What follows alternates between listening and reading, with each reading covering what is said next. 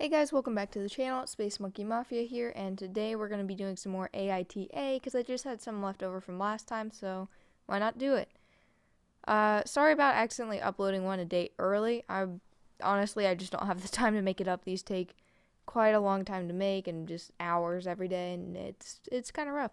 And especially editing stuff because apparently you guys like the one with my sister, which is great, and I've got several more of those, but some of them run for well over an hour, and I'm terrified to start editing those because every single thing she says I have to amplify, every single bit. Do you know how long that takes? It's ridiculous.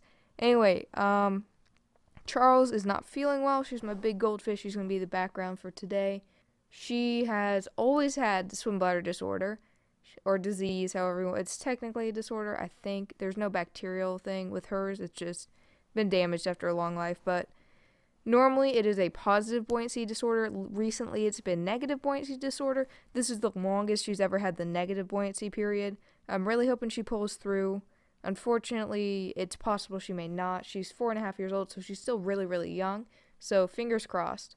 Like the longest it's been before was like 3 days, and now this is the 6th day that she's been having problems with it being a negative buoyancy. Normally she can pull air in from the atmosphere, and it's not working this time for some reason. I don't know. I'm not a vet. Anyway, into the AITA. Sorry about the long intro.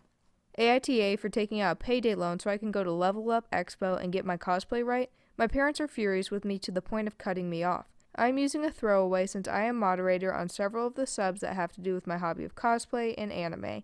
This is one of those ones where I see myself as being 80% right, but I want to be fair because honestly I depend on my parents for a lot of stuff.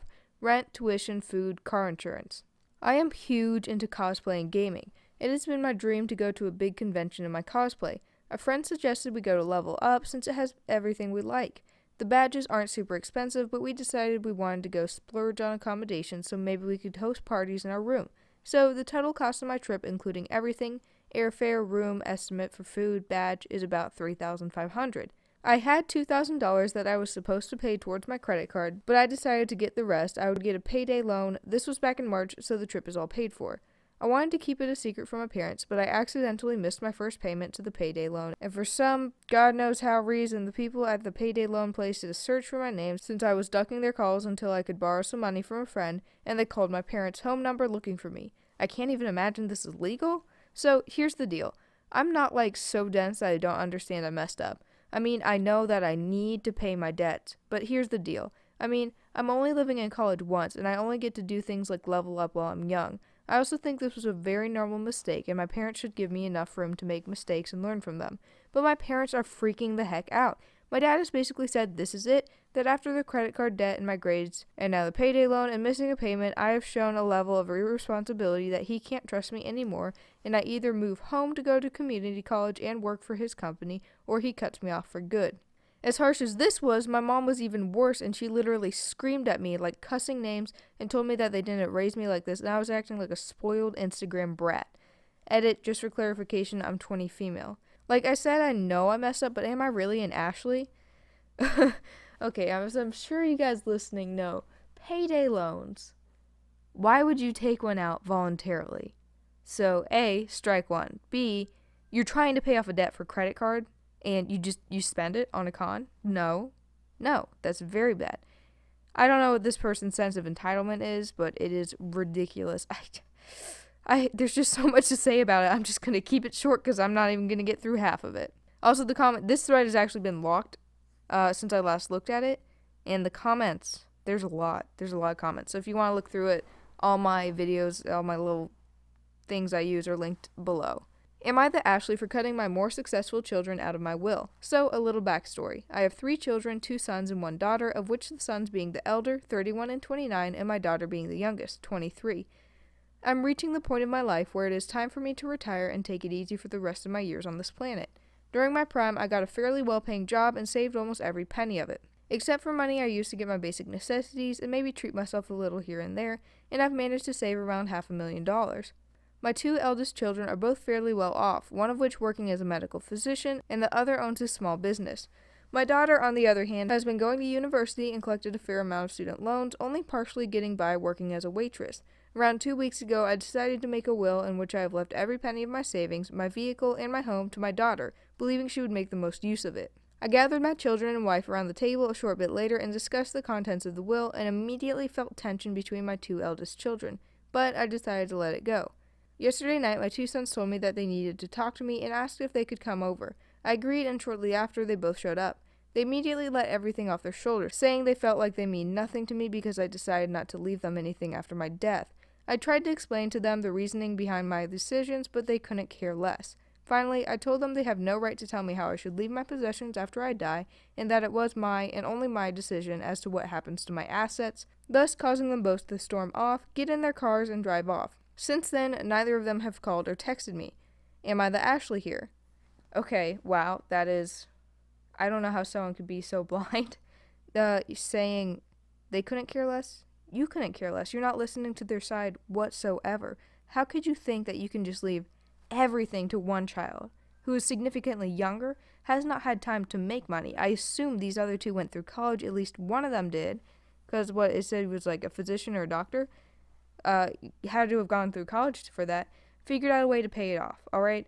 The daughter is probably going to figure out a way to pay it off. It looks like these kids have good morale, they were raised well, but you can't just... This is clear favoritism. Like, I don't know if it's just because she's a girl, I don't know if it's only daughter, there's something else at play here, and I'm not really sure what it is, but I'm going to say YTA. I'm kind of just doing a bunch of crazies today, just in case you guys didn't notice. Am I the Ashley for reporting my brother-in-law for telling my nibblings, 13 and 11, I don't care if you do cocaine or smoke pot? Some background is in order, and I'm using a throwaway. I have history with my brother-in-law that predates him dating and marrying my sister. In college, he dated a good friend of mine, and I was certain, still am, he was cheating on her, so I told her, and she dumped him. He lies about it to this day, but needless to say, we don't get along. When he started dating my sister, I tried to warn her about him, but she was so in love, she refused to heed my warnings. They've been married for 18 years, and I'm certain there's infidelity and abuse, but I have no proof, and my sister cuts me off when I bring it up. So to the crux of the issue. 2 weeks ago, I picked my nephew, 11, up from baseball. I asked him how things were going and asked him if he had any issues he'd like to talk to me about. He said no, so I asked if he'd been offered drugs. What? Hold up. I already read this, but I didn't. Why would you, what? Just randomly asking an 11-year-old, hey, you've been offered drugs? What? He sort of perked up and said no, but that his dad had said, I don't care if you do cocaine or smoke pot. I was livid, so I stormed into their house and tried to discuss with my brother-in-law. He said he was too busy to talk and asked if I was freaking out about nonsense again. I told him this was about what he said to my nephew. He said to stay out of he and his kid's business, and he wasn't even comfortable with me driving the kid and would talk to my sister about it. I stormed out and thought about what I should do. So the next morning I went directly to the kid's principal and told her what I'd heard. She profusely thanked me and said she would address the issue. I was very happy that at least some sort of authority figure knew. Later in the day, I got a text from niece saying, Aunt Shauna, what did you tell the principal? I told her that was adult stuff. She texted back, my dad never said we should do drugs. I told her, honey, let the adults handle this, okay? Her response was, he told us that he doesn't care if we do drugs like smoke pot, but he wants us to realize if we do drugs, we have to get them from drug dealers who can be really awful people. Please take this back. I told her again that if that's what he said, it's just as bad and she needs to let the adults handle things. I got a text from my sister later that night saying, please leave my kids out of whatever your issue is today. I told her, I'm always here to talk about what is truly going on in your house. Well, fast forward to late last week, and I guess my sister and brother-in-law got a visit from our state's version of CPS. CPS called me, I told them the truth, that I feel my brother-in-law is abusive and an adulterer, and the thing about the drugs. My sister called me later that day, apoplectic at what I had done, so did my parents and other siblings. Everyone is furious with me. I told my sister that I'm always here for her if she ever wanted to talk about the abuse I know she receives from my brother-in-law, and she told me that she never wants to speak to my fat, ugly self ever again, and hung up. I'm basically ostracized from my niece and nephew, so I want an honest opinion. Was I the Ashley here?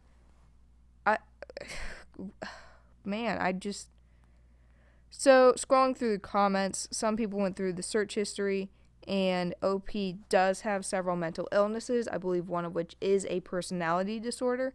So she appears to be perceiving abuse and other things where they don't happen. Like, even in the first paragraph, like, he still lies about it to this day. If he's lying about abuse and cheating, it's not going to last 18 years. It's already lasted 18 years. And what he was saying to the kids, I think that's a really good point, to be honest. I think that's a point most people don't make. Drugs just don't fall out of the sky. You don't just throw money on the concrete, get drugs back. You get it from drug dealers. Most of the time, they are not good people. You do have to deal with that. You have to associate with those people. It is dangerous. I think that's a very good point for him to make. Why would you go to the principal next? That doesn't make any sense. In CPS, you got CPS involved? You're going to ruin your family. Oh my gosh. I just don't even know what to say. I'm flabbergasted. Like, how do you come back from that? I don't know if you can, to be honest. Am I the Ashley for being angry at a woman flirting with me and reporting her to the college authority? So, first of all, let me just tell you guys I am ugly. Ugly as ugly can be. I won the ugliest guy in high school competition 4 years in a row and was relentlessly bullied. Okay, again, interrupting. Who has this competition in high school? What kind of messed up world? I never had that competition in high school. Granted, I never had any competition in high school. Probably because we had 2,000 more kids than we were supposed to. Fortunately, college is a lot better. I still don't have any friends, but I get to keep to myself and no one bullies me as such. I get to make my own little world and I feel fortunate. When I was walking to the library today, an extremely attractive woman started hitting on me. At first I was in disbelief and asked her if she had the wrong person, but she said she would be willing to carry my babies in a joking tone and had a chat with me. After about 2 minutes and me literally holding back tears because I'd never felt so loved in my life, she tells me she was filming a fun YouTube video where she told random guys she would have their babies. Apparently the channel is pretty popular and people like stuff like this. I told her I wasn't comfortable with being in the video and that this was harmful and would ruin people's self-esteem. She tells me I should feel good because I am definitely not the best looking guy on campus and that they need 10 to 15 more people to finish the video. I was honestly indifferent at the ugly part because I was used to it, but this felt like a terrible thing, but I didn't want the other guys to go through it, and the cameras were technically not allowed, so I reported to the campus authorities about it, and they have banned anyone from their channel from shooting videos at our university again. Honest opinion would be appreciated. Sorry if I made any grammatical errors. I am in a hurry. Thanks for your time, guys. No, not in the wrong. The crazy person's the lady behind the camera. What are you doing? Don't sacrifice yourself and your dignity for YouTube. Don't sacrifice yourself and your dignity for anything in life. And she didn't even make it clear that he's not going to be in the video. He specifically requested don't put that in the video. And she's like, oh, well, we need more people anyway. No, oh my gosh. The entitlement. It's those darn cell phones. Oh, okay, this one got removed. Well, I had another one, but it got removed and I didn't take screenshots soon enough. It was essentially some girl showed up to work in a bikini. The manager sent her home. It was a teaching job. And the girl got very upset and wanted to know if he was in the wrong, if that was... I don't know really why it got removed, but okay, well, you know. Funny thing, good thing today. Oh yeah, the embellis, the two I paired off, the three in the tank, they're not flaring at each other anymore. They stopped that after like half an hour, so they're fine, they're getting along. One of the males in there, the one with the darker coloration and heavier iridescence on the gill plates, he came in not doing so good. He's still not doing great. I'm really hoping he starts doing better. I'm not entirely sure if he's going to pull through, to be honest. And, but the pair, back to that. The female has gone so dark and has such bright breeding stripes. She looks like a male. She's dark. Her fins are all red and purple and, like, it's not purple and blue because it's just standing out because they darken their coloration when they get excited or anything. And it makes their actual colors stand out. It's really cool to see them, like, suddenly change color. And the male has made several bubble nests, and he's guarding the biggest one. And last time I got these guys, they spawned after 3 days, so hey, maybe something tomorrow. Anyway, that about wraps up the video for today. Sorry I messed up the scheduling thing. I'm not sure what's going on, but I'll get there. I'll get there eventually. I'll get all the videos edited. I hope you guys liked the video, and if you did, I'll see you back here tomorrow. Bye.